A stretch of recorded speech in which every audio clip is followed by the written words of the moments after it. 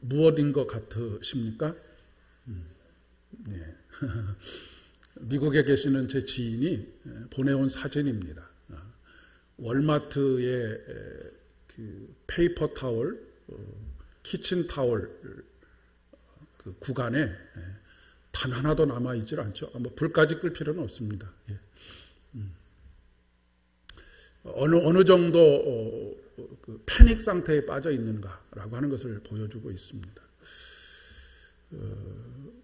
그 뉴스에 보니까 총이 없어서 못 팔 정도로 그렇게 총이 많이 팔리고 있다라고 하는 이야기도 듣습니다.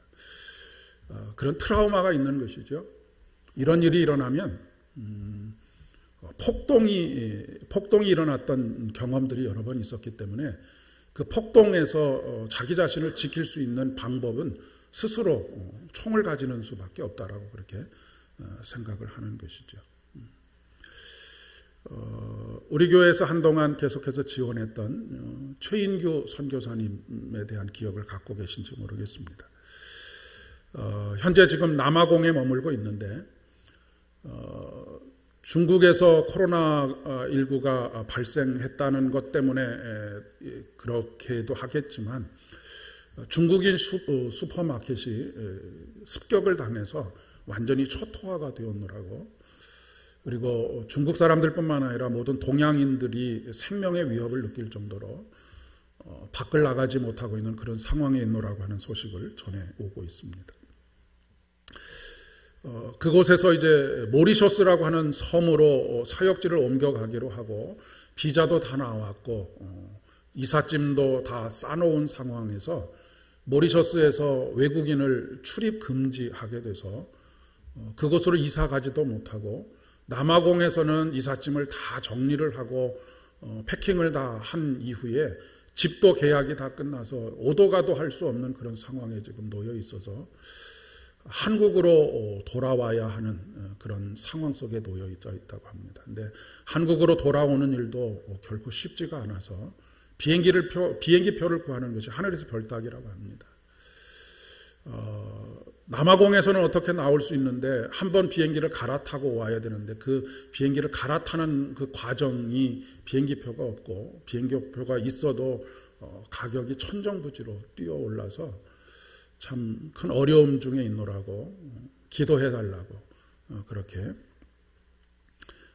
기도 부탁을 해 오셨습니다. 뿐만 아니라 한국에 와도 한국에 거주할 곳이 없어서 지금 여러 가지로 고민을 하고 있는 모양입니다.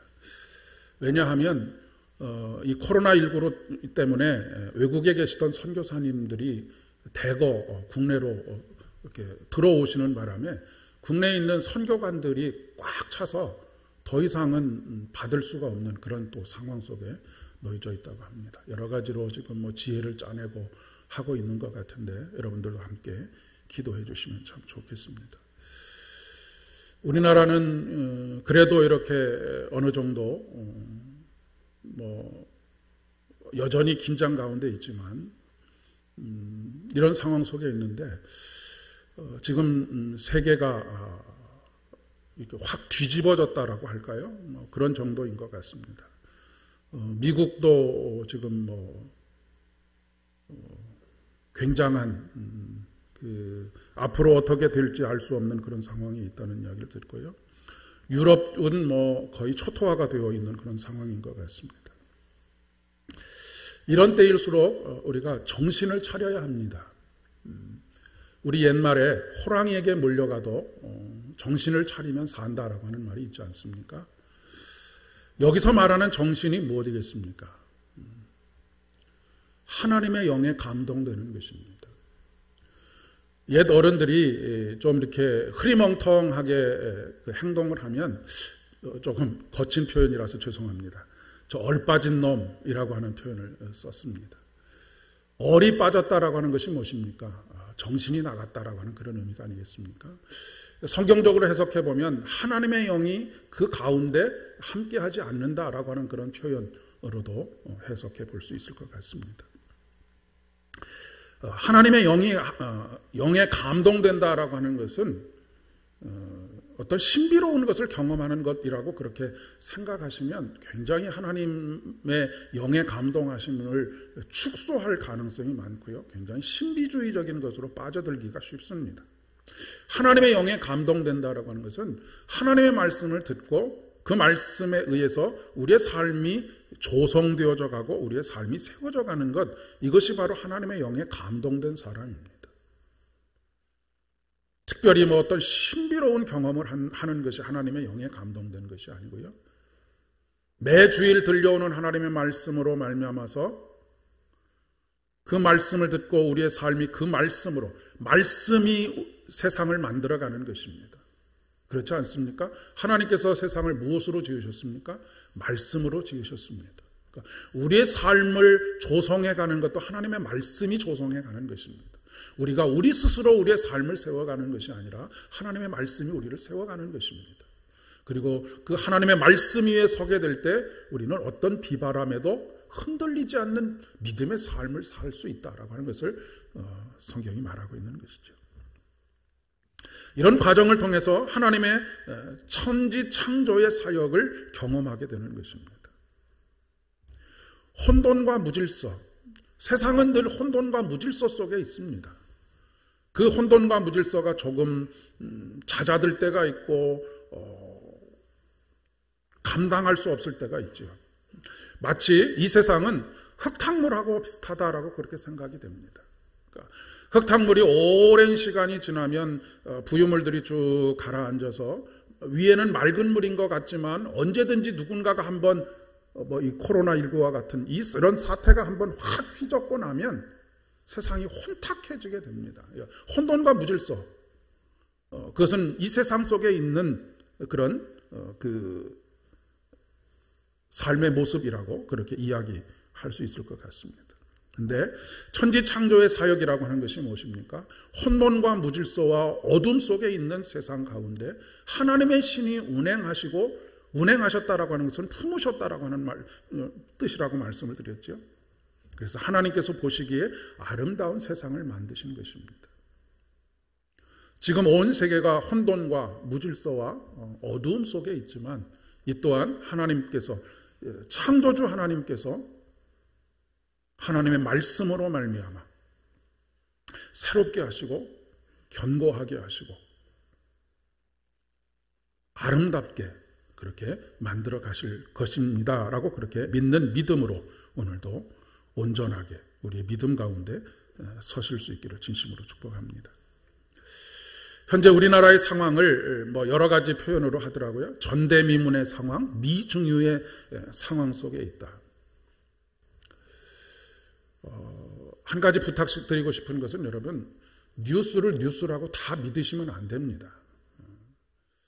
정치적인 의도도 있고 아니면 어쨌든 신문을 많이 보아야지, 이렇게 클릭을 해줘야지만 광고가 들어오기 때문에 가장 중요하게는 광고료하고 관계가 있습니다. 그래서 자극적인 그 뉴스 제목을 뽑고 사람들이 거기에 이제 별로 이렇게 관심을 끌지 못하면 어떻게 하느냐면 더 자극적인 것들을 계속해서 자극을 올리게 되어져 있습니다.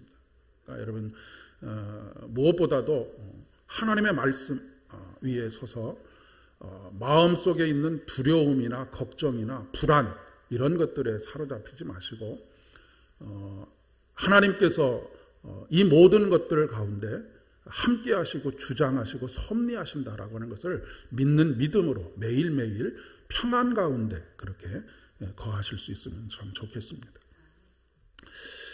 코로나19도 참 문제이지만 우리가 대비해야 할 것은 앞으로 있게 될 경제적인 추락이라고 할까요?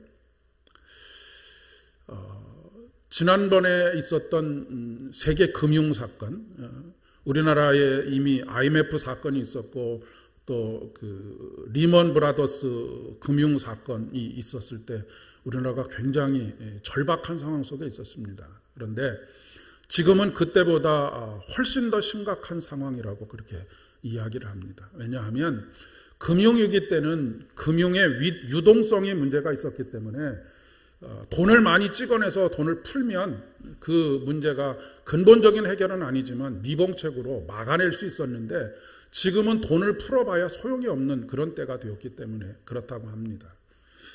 영국의 캠브리지 대학에 있는 경제학자가 조언하고 있는 조언이기도 한데 돈을 쓸 곳이 없기 때문에 아무리 돈을 풀어봐도 이 경제 문제를 해결할 수 없게 되는데 그런데 이 어려운 난국 속에서 있는 사람들은 사실 아무런 문제가 되지 않습니다. 없는 사람들이 문제가 되는 것이죠. 그것도 차상위 계층이나 차상위보다 밑에 있는 빈곤층 아니면 극빈곤층은 벌써부터 즉각적으로 지금 영향이 오고 있기 때문에 그렇습니다. 그러니까 우리가 다른 거 여러 가지 생각도 하고 해야 하지만 당장에 고통받는 우리의 이웃들이 우리 안에도 생길 수 있고 우리 곁에 있을 수 있다라고 하는 것. 그래서 교회가 교회되는 것은 하나님께서 그들 곁에 계시니 우리도 그들과 함께 우리 자신이 그런 사람이 될 수도 있겠습니다만은 그렇게 해야 하겠다라고 하는 것을 생각하게 됩니다. 오늘 우리들이 지금 직면하고 있는 이런 상황을 오늘 시편 23편의 말씀 중에서 살펴보면 사망의 음침한 골짜기라고 그렇게 비유해 볼 수 있을 것 같습니다. 다윗이 경험했던 인생의 가장 밑바닥의 경험, 더 이상은 살 소망이 끊어져 버린 경험, 그 어떤 것을 붙잡아도 그것이 내 삶을 지탱해 줄 수 없는 그런 상황, 죽음이 턱 밑까지 차오른 그런 상황. 그런데 다윗은 오히려 주님은 나의 목자가 되시니 내게 부족함이 없습니다 라고 그렇게 고백하고 있습니다. 그리고 사망의 음침한 골짜기를 다닐지라도 두려움이 없다라고 그렇게 고백합니다.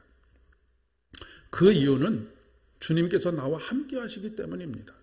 다른 복잡한 이유를 대지 않습니다. 오직 두려워하지 않는 한 가지 이유는 주님께서 나와 함께 하시기 때문이다 라고 하는 것입니다.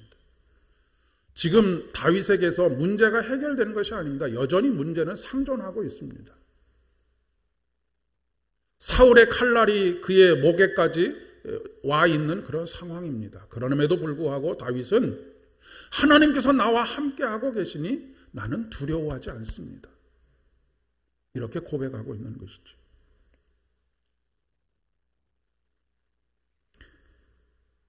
하나님께서 지팡이와 막대기로 나를 평안히 거하게 하실 것입니다. 사랑하는 여러분, 조금 전에도 말씀드렸지만 이런 상황 속에서 가장 중요한 것은 우리 마음속을 두려움에 빼앗기지 않는 것입니다. 걱정과 근심에 빼앗기지 않는 것입니다. 들려오는 소리들에 물론 들어야 할 소리들은 들어야 하지만 듣지 않아도 될 소리들은 듣지 않는 것이 중요합니다. 왜냐하면 마음을 두려움에 빼앗기고 나면 헛것이 보입니다. 실체가 아닌 것이 보인다는 말씀입니다. 군대에서 밤에 야간에 보초를 서다 보면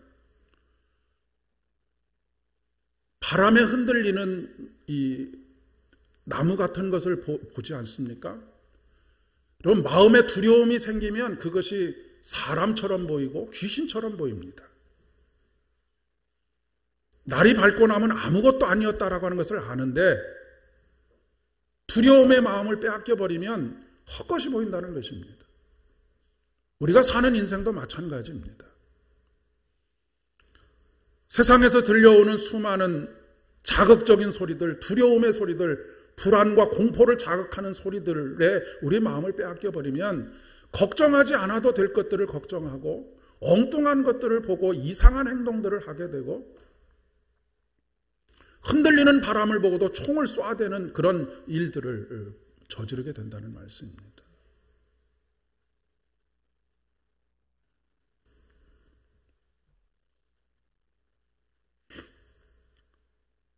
다윗은 그러면 어떻게 이렇게 절대 절망의 상황에서 희망을 이야기할 수 있었겠는가? 무슨 특별한 경험을 했는가? 어떤 신비로운 경험을 했는가? 그렇지 않습니다. 아니면 어떤 사람들처럼, 지금 현재의 어떤 사람들처럼 나는 바이러스가 와도 나는 병에 걸리지 않아 라고 하는 막무가내의 믿음을 가지고 있는가? 그렇지도 않습니다. 절대 절망에서 희망으로 변해가는 과정에는 꼭 필요한 것이 있는데 그것이 뭐냐면 깊은 묵상입니다. 말씀에 대한 깊은 묵상이 있을 때 절대 절망의 순간에 희망이 솟아납니다. 어떤 상황에서도 손잡아 주시는 그분을 회상하고 기억하고 오늘 나의 하나님으로 고백할 수 있게 되는 것이 깊은 묵상이 우리에게 가져다주는 선물입니다. 회상하고 기억하고 현재화시킨 사건이 바로 다윗에게 있어서 사무엘상 16장 1절부터 13절까지 나와 있는 말씀입니다. 절대 절망의 순간에 사망의 음침한 골짜기, 목에 칼이 죽음의 문턱까지 목에 차 있는 그런 상황에서 그가 회상하고 기억하고 현재화시킨 믿음, 그 사건이 뭐냐면 바로 사무엘상에 나와 있는 사건입니다. 하나님께 드렸던 제사, 즉 예배인 것이죠. 하나님께서 기름 부어주셨던 그 사건. 여러분, 예배의 경험이 이렇게 소중한 것입니다. 사실 그동안 저도 그렇고 여러분들도 그렇고 예배가 얼마나 소중한지에 대해서 그렇게 실감하지 못하고 살지 않았는가 싶습니다. 누가 막아서는 사람도 없으니 그저 주일 되면 눈 뜨고 옷 입고 교회 가서 1시간 예배에 참석하면 내가 할 일을 다 했다라고 생각하면서 그렇게 시간들을 지내오지 않았는가 싶습니다. 지속적으로 말씀드리는 것처럼 이번 주도 나는 예배를 드렸습니다라고 하는 것이 중요한 것이 아닙니다. 야, 집에서 온라인으로 그냥 예배 드리면 되지. 그리고 1시간 앉아서 설교 듣고 예배에 참석하고 순서 따라서 하면 되지. 그것이 아니라고 하는 것입니다. 여러분, 이 자리에 나와서 예배를 드리셔도 마찬가지입니다. 제가 인도하는 대로 따라서 일어서고 앉고 찬송하고 말씀 듣고 하는 그 행위 자체, 거기에 참석하는 것만으로는 가능하지 않다라고 하는 것이죠. 그것이 중요한 것이 아니라 이 시간에 하나님의 임재와 현존을 경험하느냐 하는 것이 중요한 것입니다. 예배는 심장을 드리는 것입니다. 그런 뜻을 가지고 있습니다. 예배라고 하는 말의 뜻에. 구약의 제사에서 하나님께 올려드리는 태우는 것이 무엇입니까? 동물의 모든 내장입니다. 그 안에는 심장이 함께 있는 것이죠. 그것을 태워서 올려드리는 것이 제사입니다. 오늘날 우리가 동물을 그렇게 제사의 제물로 올려드리지 않지만 우리 자신이 거룩한 산 제물이 되어서 우리가 하나님께 올려드려져야 하는데 무엇을 올려드려야 하느냐 하면 우리의 심장을 올려드리는 것입니다. 우리의 가슴, 우리의 중심을 올려드리는 것입니다. 다윗이 사무엘상 16장을 통해서 기름 부음을 통해서 경험했던 것이 바로 그것입니다. 하나님께서 다윗의 무엇을 보셨다고 하십니까? 외모가 아니라 중심을 보셨다라고 말씀하십니다. 중심은 심장을 받으셨다라고 하는 말씀입니다. 그 중심을 받으셨다라고 하는 말씀입니다. 오늘 그 중심을 하나님께 드릴 수 있는 여러분 되실 수 있기를 진심으로 축복합니다. 그리고 이어지는 말씀이 13절의 말씀이 중요합니다. 사무엘이 기름 뿔병을 가져다가 그의 형제 중에서 그에게 부었더니 이날 이후로 다윗이 여호와의 영에게 크게 감동되니라. 여기서 중요한 것이 이날 이후로입니다. 이날 이후로 언제까지가 아니라 이날 이후로 다윗의 평생 동안입니다. 성경을 기록한 저자가 의도한 바가 바로 그것입니다. 매주일 예배가 마쳐지면서 축도하지 않습니까? 이제로부터 영원까지.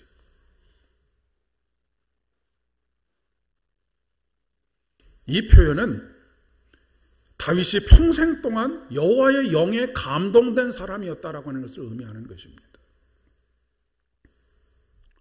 그가 밧세바와의 간음 사건 이후에 침상을 적실 정도로 통곡하며 울었던 것, 이것도 하나님의 영에 감동되었기 때문에 그가 통곡하며 울었던 것입니다. 다윗은 사실 약점이 엄청나게 많은 사람입니다. 이스라엘 사람들이 다윗을 자신들의 어떤 이상적인 지도자의 모형으로 그렇게 만들기 위해서 많은 것들을 사실 성경에 미화하고 있지만 다윗은 정말로 수많은 죄악 가운데 거했던 사람입니다. 남의 아내와 간통하는 일뿐만 아니라 그것을 숨기려고 그 사람의 남편을 전쟁터에서 살인 교사를 했던 사람입니다. 그리고 사실 정치적으로 군사적으로 수많은 일들 속에서 물론 그가 정도를 걷고자 무척이나 노력했지만 그 안에 수많은 타협들이 있었던 것을 우리가 성경의 뒷면에서 읽어낼 수가 있습니다. 그렇다고 해서 우리가 다윗을 비난할 수는 없습니다. 왜냐하면 이것이 인간의 본래의 모습이기 때문에 그렇습니다. 그럼에도 불구하고 하나님께서 예수 그리스도를 표현할 때 아브라함과 다윗의 자손 예수 그리스도의 세계라 라고 그렇게 말씀하실 정도로 다윗을 높이신 이유가 무엇이냐면 일평생 동안 이 일 후로부터 다윗이 하나님의 영에 감동된 사람으로 살아갔기 때문입니다. 그러니까 큰 믿음의 역사를 이룰 때에도 하나님의 신에 감동되었고 그가 비록 인간적인 욕망과 여러 가지 일들로 인해서 스스로 자기가 깊은 수렁에 빠졌을 때에도 하나님의 신에 감동되어서 하나님께서 그에게 회개의 영을 부어주셔서 그로 하여금 다시 일어설 수 있도록 하나님의 구원의 손길을 붙잡을 수 있도록 하신 것도 바로 다윗이 하나님의 신에 하나님의 영에 감동된 상황 속에 있었기 때문이라고 이야기할 수 있습니다.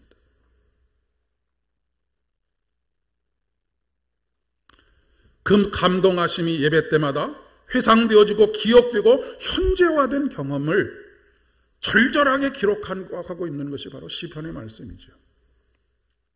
그리고 회상하고 기억하고 현재화된 깊은 묵상 가운데서 회상되고 기억되고 현재화된 그 말씀이 다윗의 믿음의 고백을 통해서 들어보면 어두운 시절에 앞을 알 수 없는 그런 상황 속에서 그의 삶을 비추어주는 빛이 되었던 것입니다. 그래서 그는 시편 119편 105절의 말씀에 주의 말씀은 내 발의 등이요 내 길의 빛이니이다 라고 그렇게 고백하고 있는 것입니다. 시라고 하는 것은 굉장히 압축적인 것 아닙니까? 시는 깊은 묵상이 터져나오는 것이 바로 시인 것이죠. 그래서 그가 초래한 그가 스스로의 욕망 때문에 그것을 제어하지 못해서 초래된 어둠의 시간이든지 아니면 외부로부터 사울의 칼날이나 아니면 이민족의 침략이나 여러 가지 사건들 속에서 환난과 어둠의 시간들을 보내고 있을지라도 그는 그를 향하신 하나님의 말씀을 회상하고 기억하고 현재화하는 가운데 그 말씀으로 인해서 새로운 시각을 얻을 수 있었다라고 하는 것입니다. 다른 사람이 보지 못하는 새로운 세상, 그 새로운 세상은 어떤 신비로운 세상이 아니라 하나님께서 섭리하시고 다스리시고 조성하시고 아름답게 꾸며가시는 하나님께서 주도권을 가지고 계시는 하나님의 나라를 그가 볼 수 있었다라고 하는 그런 사실인 것이죠. 그러니 그 안에서 그는 평안할 수 있었던 것이고 만족할 수 있었던 것이고 두려움 없이 그 삶 속에서 설 수 있었다라고 하는 것을 고백하고 있는 것입니다. 그렇게 새로운 세계를 경험한 한 사람이 있는데 그것이 바로 복음서의 본문인 요한복음에 나와 있는 날 때부터 소경된 한 사람입니다. 날 때부터 소경된 한 사람은 단 한 번도 이 세상이 어떻게 생겼는지를 본 적이 없습니다. 근데 예수 그리스도께서 그를 치유하심으로 말미암아서 그는 새로운 세상을 경험하게 됩니다. 여러분, 성경에 나와 있는 모든 기적들은 표적이라고 하는 말씀을 드렸죠. 단순히 예수님께서 한 인간의 병을 고치셨다라고 하는 것을 기록하기 위해서 기록되는 것이 아니라 그것에는 반드시 하나님의 나라가 이런 것이다라고 하는 것을 드러내 보이시기 위해서 기적을 행하셨다라고 하는 것입니다. 물론 상황이 다르기는 하지만 날 때부터 맹인이 되었던 이 사람이 눈이 뜨게 돼서 이전에는 단 한 번도 볼 수 없었던 새로운 세계를 보게 된 것처럼 사도 바울이 그 눈에 비늘이 벗겨지면서 이전까지는 예수를 저주하고 예수를 믿는 사람들, 따르는 사람들을 잡아 죽이던 삶에서 목숨까지도 예수 그리스도를 위해서, 그분의 나라를 위해서 내던질 수 있는 새로운 시각을 본 것과 맥을 같이 하고 있다라고 이야기할 수 있겠습니다. 그런데 이 사람이 고침을 받은 날이 언제입니까? 안식일입니다. 그러니까 이 사람에게 있어서는 형식을 갖추어서 드린 그 예배, 그 제사, 그것이 안식일을 지키는 것이었다기보다는 예수님께서 그를 만져주셔서 그가 새로운 세상이 열린 것, 이것 자체가 그가 누린 안식이고 그가 드린 예배라고 그렇게 이야기할 수 있다는 말씀입니다. 이것이 안식일의 참된 의미라고 이야기할 수가 있겠죠. 문명이 아무리 발달하고 과학이 아무리 발달해도 여러분, 인간이 얼마나 연약한 존재라고 하는 것을 지금 여실히 느끼고 있지 않습니까?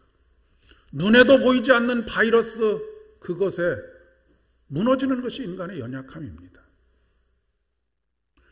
우리는 문명과 과학이 우리에게 유토피아, 천국을 가져다 줄 것처럼 그렇게 환상을 가지고 있습니다. 요즘 5G, 그 세계가 열리면 환상적인 세계가 열릴 것처럼 그렇게 광고들을 해대고 있지 않습니까? 물론 날로 발달하는 과학이 우리에게 어떤 새로운 물질 문명 세계를 열어줄지 그것은 모르겠습니다. 하지만 과학과 문명이 하나님께서 통치하시는, 그리고 섭리하시는 그 나라를 올 수 없게 오게 할 수는 없다라고 하는 것을 명백하게 말씀드릴 수가 있는 것이죠. 행동으로 자신의 사상을 표현했던 디오게네스라고 하는 철학자가 있습니다. 여러분이 이 디오게네스를 혹시 들어본 적이 있으실지 모르겠습니다. 그러니까 알렉산더가, 디오게네스가 워낙에 지성이 있고 세계를 보는 해안이 있어서 자기를 조금 도와달라고 왔더니 디오게네스가 콧방귀를 끼지요. 몇 번을 부탁해도 콧방귀를 낍니다. 그러니까 알렉산더가 뭘 해주면 나를 도와주겠느냐라고 그렇게 이야기를 했더니 디오게네스가 하는 말이 뭐라고 이야기했냐면, 지금 내 소원은 단 하나, 당신이 지금 해를 가리고 있어서 내가 조금 추운데 비켜주는 것, 그것이 내가 소원하는 것이다 라고 이야기했던 유명한 사람입니다. 그런데 그 이야기를 하려고 하는 것은 아니고요. 이 디오게네스가 조금 다른 사람들이 보기에는 기행과 같은 그런 행동들, 왜냐하면 행동으로 자기의 철학을, 사상을 표현했기 때문에 그렇습니다. 이 디오게네스가 어떤 행동을 했느냐면, 대낮에 등불을 들고 다니면서 나는 인간을 찾고 있다라고 그렇게 외쳤다고 합니다. 이 디오게네스가 활동하던 시기가 어느 시대냐면 소크라테스와 플라톤, 그런 사람들의 철학이나 이론들은 알지 못한다고 하더라도, 그러니까 이성이 지배하던 시대입니다. 사람들의 생각, 깊은 철학이 그 세계를 지배하고 있었던 그 세상 속. 그래서 이 인간의 이성으로 모든 것을 깨우치고 아름다운 세상을 만들어갈 수 있다고 모두가 찬양하던 그 시기에 디오게네스가 등불을 들고 돌아다닌 이유가 무엇이겠습니까? 세상의 어두움을 보았기 때문입니다. 모든 사람들은 이성으로 말미암아서 세상이 이렇게 밝아졌다라고 생각하는 그때에 디오게네스는 그 세상이 얼마나 어두운지를 보고 있었던 것이죠. 오늘 우리들도 마찬가지가 아닌가 싶습니다.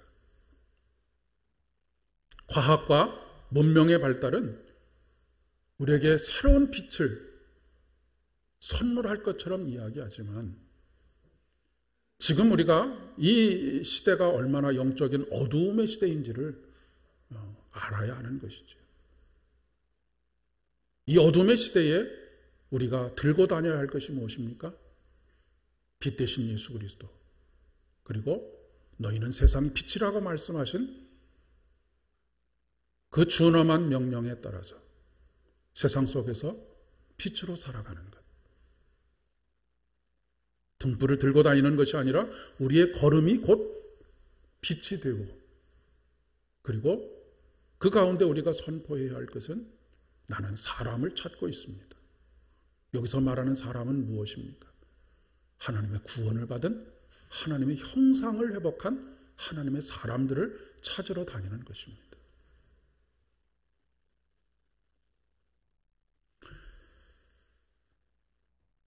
물론 디오게네스의 사상과 성경이 말하는 사상은 전혀 다릅니다. 서로 지향점이 다르다는 이야기입니다. 그러나 그의 행동을 통해서 우리가 깨달을 수 있는 것이 바로 그것인 것이죠. 이 땅에 빛으로 오셔서 어둠을 몰아내신 예수 그리스도의 구원. 그리고 이 시대는 그 어둠에 갇혀 있지 않고 빛 대신 예수 그리스도로 인해 영안이 열려 있는 인간을 찾고 있다라고 하는 거예요. 사랑하는 여러분, 보이는 대로만 보지 않으셨으면 좋겠습니다. 검은 선글라스를 끼면 세상은 다 검게 보이게 되어져 있습니다. 주님께서 저와 여러분에게 영안을 열어주셔서 그분이 열어가시고 그분이 일하시고 그분이 섭리하시는 새로운 세계를 볼 수 있기를 축복합니다. 그리고 그것이 저와 여러분이 드리는 예배의 현장이 되어지기를 소망합니다. 그 세계는 바로 하나님께서 다스리시고 섭리하시는 하나님의 나라입니다. 하나님께서 통치하시는 하나님의 나라입니다. 이번 일주일 세상 속에서 세상의 빛으로 살아가시기를 축복합니다. 교회를 바라보는 세상의 시선들에 위축되지 마시고 주눅들지 마시기를 바랍니다. 자꾸 위축되고 주눅들면 열등감에 시달리게 되어 있습니다. 물론 완벽한 사람이 아니기 때문에 약점도 있고 연약한 부분들도 있고 허물들도 있습니다만은 우리가 계속해서 내가 하나님의 자녀인 것을 세상 가운데에서 선포하며 살아가게 되면 내가 선포하는 대로 내 삶이 만들어져 가게 되어져 있습니다. 딱 맞는 비유는 아니지만 자리가 사람을 만들어 간다라고 하는 이야기가 있지 않습니까? 그것과 마찬가지로 내가 주님의 자녀입니다 라고 하는 것을 세상 가운데서 선포하면서 세상의 따가운 시선, 물론 그것이 그동안 우리 그리스도인들이 잘못함으로 인해서 겪어내야 될, 감내해야 할 것들이기도 하지만 그렇지 않은 부분들도 많이 있습니다. 불안과 절망에 빠져 있는 사람들에게 예수 그리스도의 소망을 전하는 한 주간 되실 수 있기를 바랍니다. 말로만이 아니라 삶으로 예수 그리스도를 사랑을 실천하고 적극적으로 나눔을 실천하는. 그래서 에베소서 오늘 5장 14절의 말씀으로 말씀을 매듭 지으려고 합니다. 그러므로 이르시기를 잠자는 자여 깨어서 죽은 자들 가운데서 일어나라. 그리스도께서 너에게 비추이시리라 말씀하십니다. 잠자는 자여 깨어서 죽은 자들에게 빛을 비추이라 말씀하십니다. 이번 사건이 잠들어 있는 한국교회를 깨우시는 하나님의 놀라운 역사가 되리라 그렇게 믿습니다. 잠자는 자들이여 깨어서 누구를 향해서? 죽은 자들을 향해서 빛을 비추이라. 오늘 우리를 향하신 하나님의 준엄한 명령입니다. 함께 기도하겠습니다. 하나님, 참 부끄러워서 눈물만 쏟아집니다.